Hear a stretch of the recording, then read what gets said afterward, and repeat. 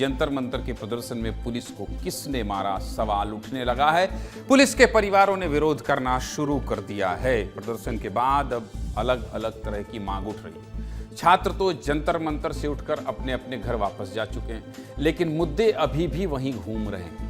अभी भी देश में सबसे ज्यादा चर्चा अगर किसी बात की है तो वो है छात्रों का आंदोलन। और इस आंदोलन को देखने के भी दो नजरिए, एक है छात्रों का नजरिया और दूसरा है पुलिस कर्मियों का नजरिया। हमने छात्रों के नजरिए से कई बार आपको खबर दिखाई, छात्रों पर हुए लाठीचार्ज का विरोध किया।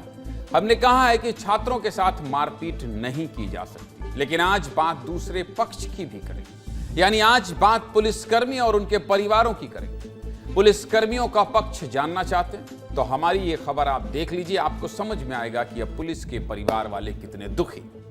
देखिए, 20 जुलाई को जो लाठीचार्ज हुआ उसका एक सुर में सबने विरोध किया। नेताओं ने भी आलोचना की, बॉलीवुड के कलाकारों ने भी विरोध किया, हमने भी स्टोरी चलाई, लेकिन किसी ने भी दूसरे पक्ष के बारे में जानने की कोशिश नहीं की, क्योंकि उस समय छात्रों पर लाठीचार्ज की ही चर्चा हो रही थी।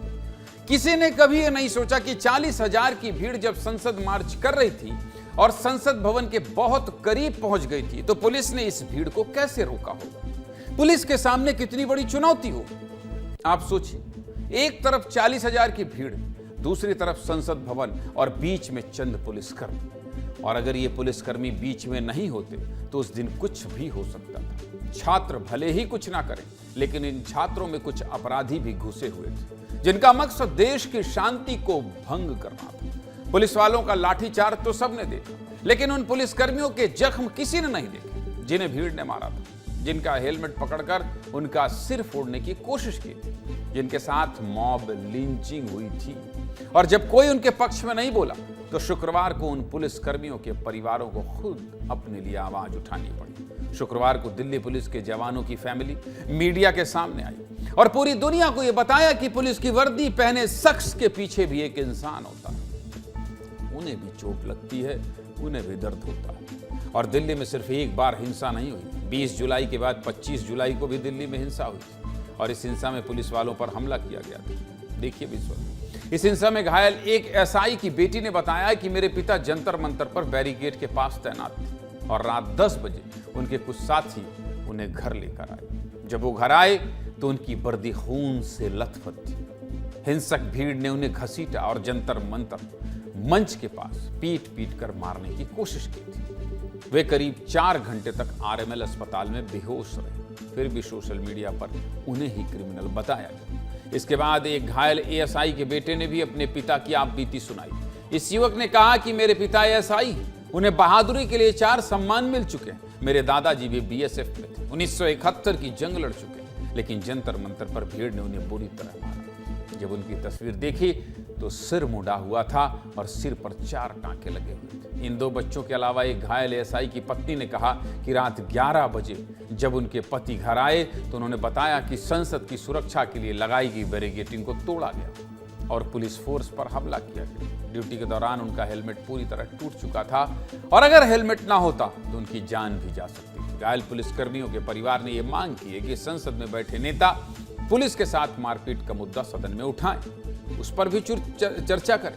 पुलिसकर्मियों के परिवारों का क्या कहना है आपको ये सुना देता हूं, सुनिए।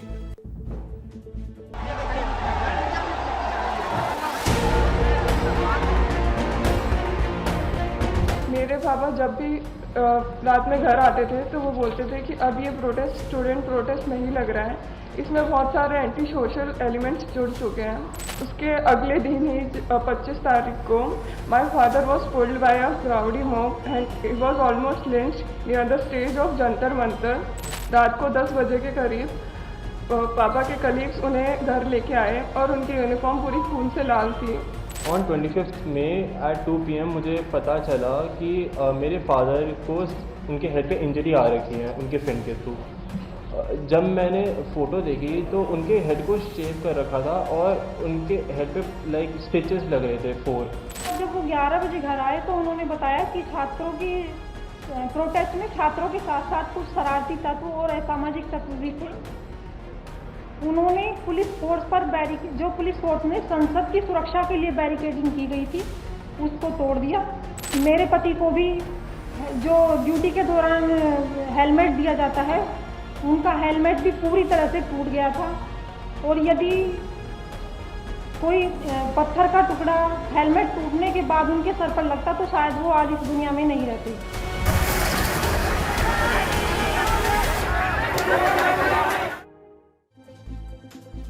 सीधे मुद्दे की बात यही है कि हर सिक्के के दो पहलू होते हैं। छात्रों के साथ गलत हुआ, इसमें कोई शक नहीं है, कोई दो राय नहीं। लेकिन गलत तो उन पुलिस कर्मियों के साथ भी हुआ है जो सिर्फ अपनी ड्यूटी कर रहे थे और संसद में ये भीड़ न पहुंच जाए उसको रोकने की कोशिश कर रहे थे। यही तो है इनकी ड्यूटी के दौरान सर फटा, चोट लगी, तो बात उसकी भी करनी चाहिए कि आखिर वो कौन लोग।